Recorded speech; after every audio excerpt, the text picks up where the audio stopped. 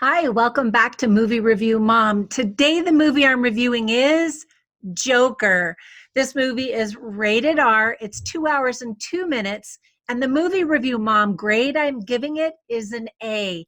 But first, I realize I'm kind of a little slow on the ball on getting this out onto YouTube. I actually got a flu shot and then got the flu. So I'm still just now coming out of it. But anyway, I try to get movie reviews out to you before the movies hit the big screen. So be sure and subscribe, and I will continue to try to do my best. But anyway, back to the movie. In a quick nutshell, Joaquin Phoenix deserves an Oscar nomination and a win for his outstanding performance in this very intense psychological thriller. You can actually see the subtle transformation in the eyes from troubled loner to evil murderer.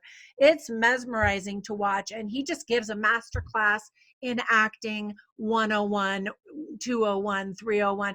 He's just phenomenal. And he, I think he lost 52 pounds for this role. And I'm not sure why he felt like he needed to lose weight to be a skinny Joker, but whatever. He said that it was part of getting into the role. And once he lost the weight, he felt like then he was free to really become this new creature. Anyway, the whole performance was just unbelievable. And that's why you want to see the movie.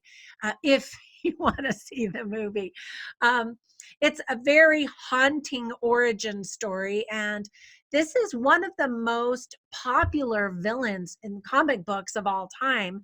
And so a lot of people have been really excited about what this movie was going to bring to the table. And it turns out quite a bit. The list of extremely talented actors who have previously portrayed Joker in past movies and in TV shows include Jack Nicholson, Heath Ledger, of course, Jared Leto, Cesar Romero, Hugo Blick, David Hodges, and even Mark Hamill from Star Wars. Who knew that one was a TV show? Which one of those is your favorite? They all portrayed a very different type of Joker, didn't they? And so while people are naturally going to compare Joaquin Phoenix's Joker to all of the ones before, he really makes this movie his own. And he offers a new story that fans never even knew that they needed or wanted. Director Todd Phillips called Joaquin Phoenix the fiercest and brightest and most open minded lion I know. He said that at the Toronto Film Festival, where the movie got rave reviews and is continuing to get rave reviews. Some quick tips for parents, though. If your child is a comic book fan, be very mindful that this is a rated R movie and it may be way too dark for him. This is even darker than The Dark Knight, which everybody thought was so dark and brooding. This takes it to another level.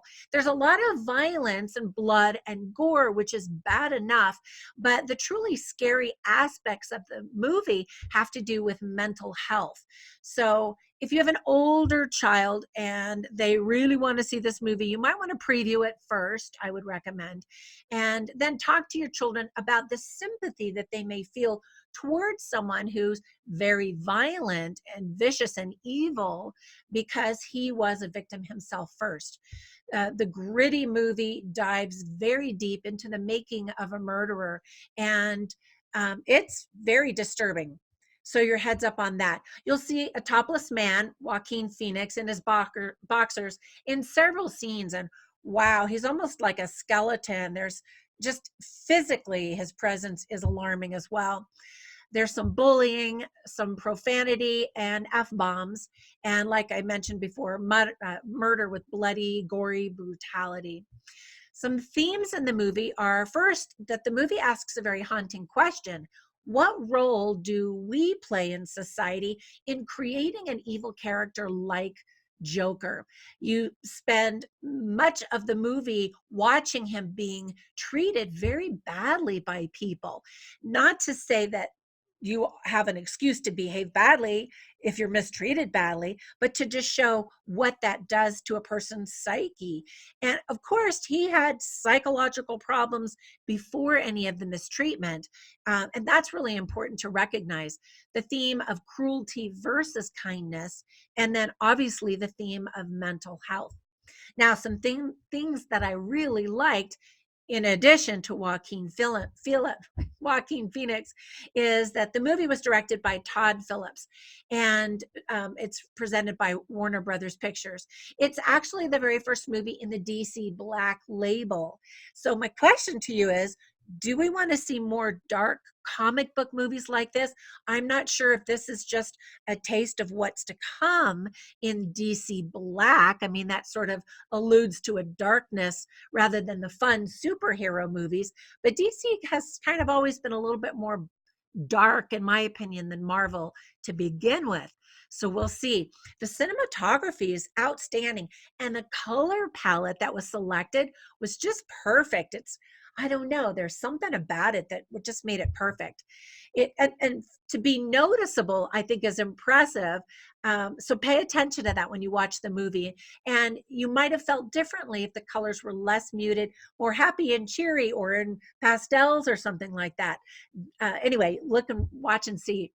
Uh, I thought it was awesome that Robert De Niro was cast in the movie, because the movie